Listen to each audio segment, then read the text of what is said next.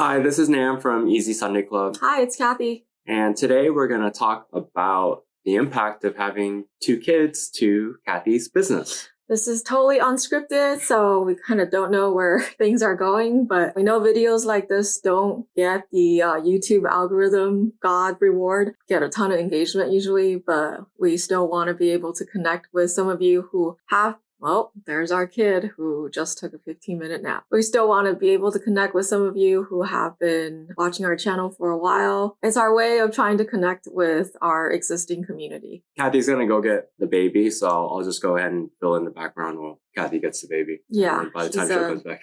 King of 15-minute naps. Yeah.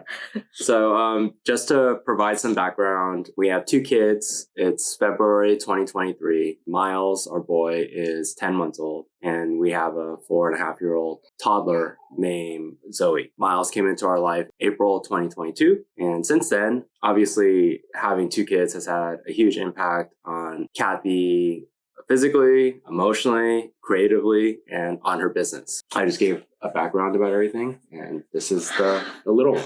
This is the aforementioned little one. Yeah. So we'll keep going till we can't anymore. Yeah. But. So. Oh. Hi. Yeah. So where were we? What are your intentions of being able to share about your journey? I know you don't want to just repeat yourself over and over again. Yeah, right? I don't want it to be another complaint session. And then also we've discussed this too, that there's no solution to magically making everything better, right? Parenthood is hard and rewarding at the same time. And so is running a business. Yes, so is running a business. If anything, it's like my business is my first metaphoric baby before the human ones come. So we're not here to lecture everyone that we have the secret sauce to success. This is more of a dialogue to just share our thought process in more of a podcasting conversation form. I think one of the things that came up from conversations we had is the concept of dialectics, which is 2 things could be in opposition of each other. And we can still hold space for both. Yeah, but they are both true, right? They can both be true, yeah, either to the 2 parties that are, having a disagreement, or it could just be 2 different truths. We explored this subject with our cognitive behavioral therapist because in trying to raise a kid, sometimes Cathy and I have both good intentions, but they are different approaches to solving a problem. And we were hitting conflicts. So we wanted to figure out a way of how to recognize each other, but still try to figure out a resolution. In your own artist journey and artist business journey, when you hear the word dialectics, what does it make you think of? Optimistically, I can say dialectics for me means I can have a successful art business and still be a good mom. It may not happen in the timeline that I wanted it to pre-kids, but it can happen. Those are the 2 opposing, as not opposing, but they are kind of in contradiction with each other, right? Because my time is being diverted into different people that need me and business that need me. So that's how I'm looking at it at a high level. Once we get to the details, of course, day to day, I still struggle with that, right? I can believe that and still struggle with being present with my kids because my mind is scanning through all these other things I have to do after bedtime and before they wake up. What does it mean for you who is working a full-time job as a working dad and you're also working on this YouTube thing as a side? Oh, well, my own personal success is number 1 to me. So all else will be destroyed in my wake and path. All else. I will climb the corporate ladder and neglect my kids and they will hate me. Just kidding. What it means for me is that after work and the commute of going back into the office and trying to be a present, engaged father, I am creatively bankrupt. It's really tough for me to help you on your business. It's really tough for me to make YouTube content or come up with videos. Really hard for me to package prints for you. I'm just really, really tired sometimes, especially with the changing of seasons and stuff. Yeah. So. People have previously in the comments suggested that we hire help, and I do have help with some of the order fulfillment and client work that I do. So it's not that I'm stubbornly holding everything in my own plate and getting overwhelmed. It's just that even if we get help, It takes energy to manage them. Yeah. And then once you do have help, I have the pressure to, well, okay, now I freed up this time for not having to do this job. So now I have to think more strategically and do all the like business owner type of work to make sure that it grows. But while I'm doing that, I'm still getting pulled in other directions, right? So back to dialectics, I know that one of the things that you feel conflicted about is that you feel because you have a business and you're a mom and you're being pulled in two different directions, you're doing both not well. Yeah. But how does the dialectics or the concept of dialectics help you cope with that or make you be kinder to yourself? Like, to be honest, there are good days and bad days. Like on days where, like today, we felt well rested. We managed to go to sleep early and both kids slept through the night. I can say what I said earlier, which is I can have a successful business and be a good mom at the same time and watch my kids grow. It's just going to take longer. The timeline expanded further, but it's possible. On bad days, I feel like I suck at both. Like I'm not making strides in my business because 2 hours into the morning, I'm like researching what summer camp to send our daughter to and thinking about like, oh, is he running out of his size 12-month clothes? Cause he's only not 10 months, but he's a big baby. Like, do I need to start buying like size up his clothes? You know, just these things they like invade your mind as a mom and it's really hard to compartmentalize that. Yeah. So cute. Yeah, bad days. Why don't you ever tell me that? Maybe because I'm just kidding. Of course, she tells me about it. Since obviously you have limited time, how have you been approaching prioritization and saying no? There are things that are very easy to say no to, where immediately you just know you don't want any part of it.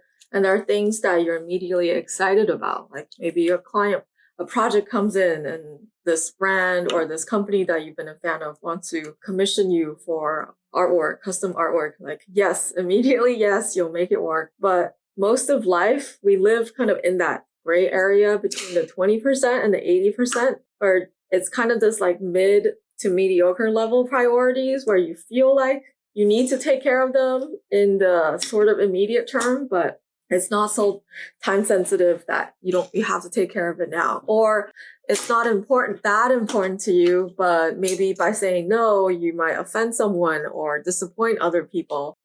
I think like we live a lot in that area. And I'm still working on saying no to all those things. Maybe a clear example of someone DMing me a follow-up question about one of the videos that we put out. No, one question takes maybe less than 5 minutes to answer, but cumulatively, we're not counting the time and energy leakage from being interrupted by the message and the question, having to process it, and like me wanting to give a thoughtful answer and not wanting to disappoint those of you that are watching my videos. It's a work in progress. Now he's cut out of the video. It's okay.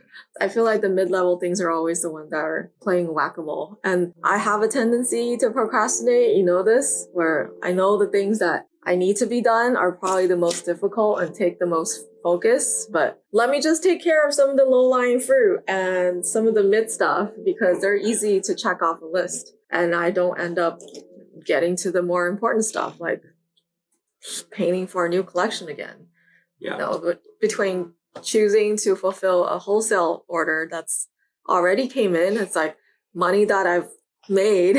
I just need to ship the stuff out, or waiting for another week to do that and working on, something more creative, but arguably more difficult. I have to come up with something with my head. For me, creatively, it's the prioritization is very binary at the moment because I just don't have as much energy to create videos. And my full-time job can be very engrossing. But I have tried to help support you in trying to figure out different ways to prioritize.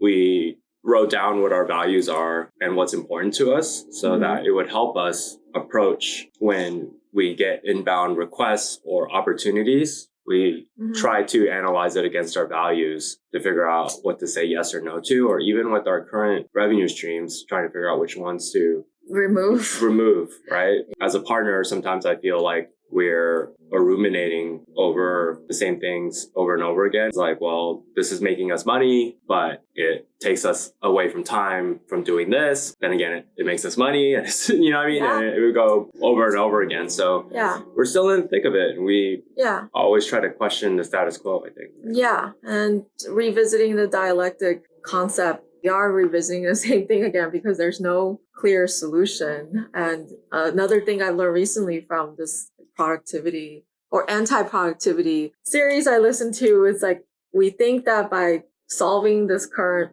productivity issue that we have, we'll have more time to do all the things we want to do.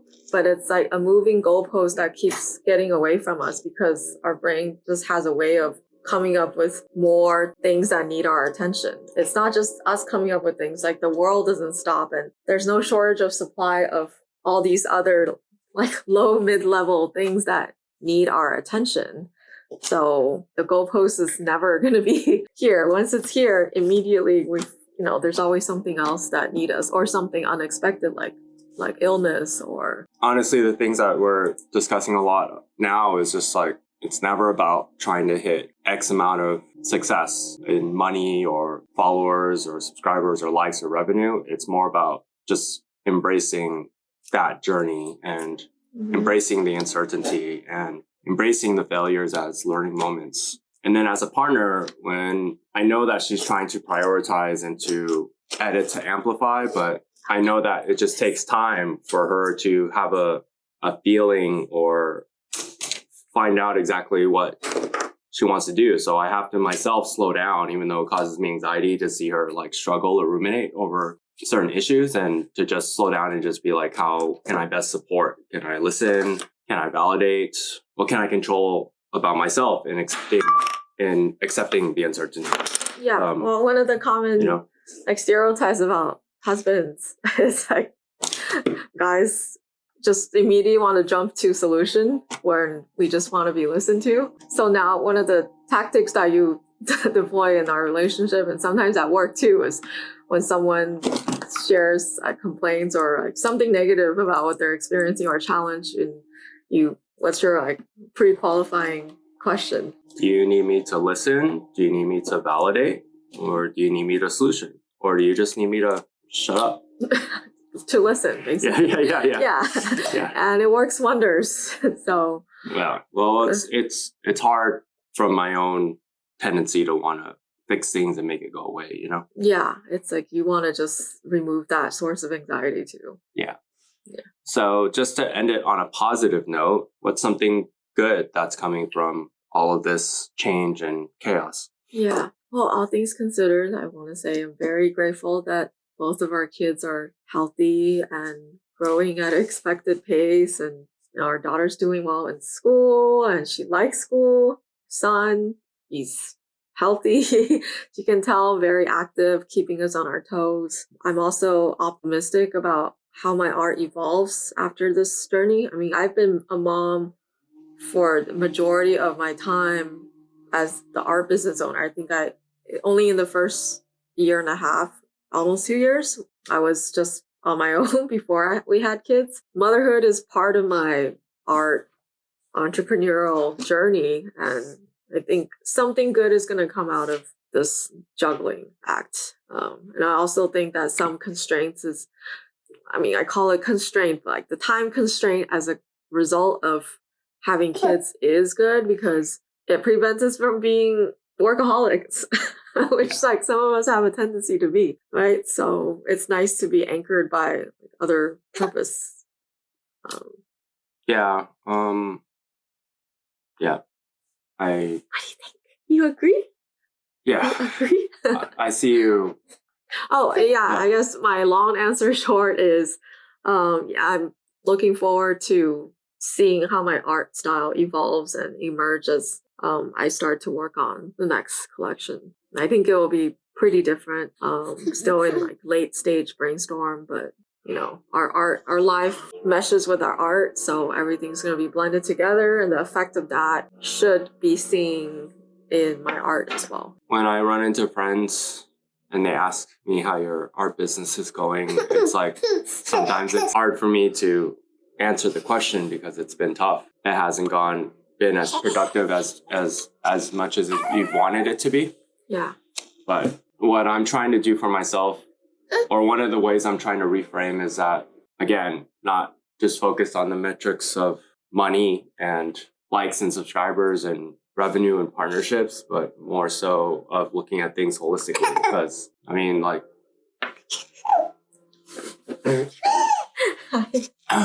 Zoe's growing and doing really well in her own art career, and then also her art career. Yeah. She has a career that I know about. You sign off on this. Yeah, and then Miles is like 21 pounds, right? And to make this kid drink that much milk and eat that much food to be 21 pounds, yeah, that doesn't happen overnight. And also, it's like a lot of diapers you have to change to get a kid to 21 pounds as well.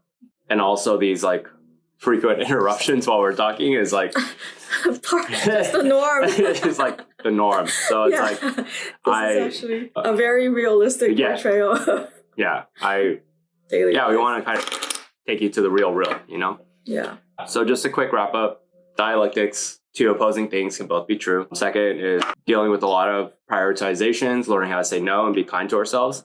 Mm-hmm. And third is with the intense pressure makes diamonds, right? So with this break from productivity, art creation, something good will come from it. And Cathy's already been daydreaming. So look forward to seeing what she makes as well. Yeah. Okay? Yeah. In the meantime, I still have a business to run. It may not be growing like I did the first few years, but it's still there and optimistic about where it pivots. I think, as we change as people, our careers make shifts as well. So, all in all, you don't have everything figured out. I just have to take the next step. Yes, correct. All right. Thank you, everyone. Take care. Thanks for watching.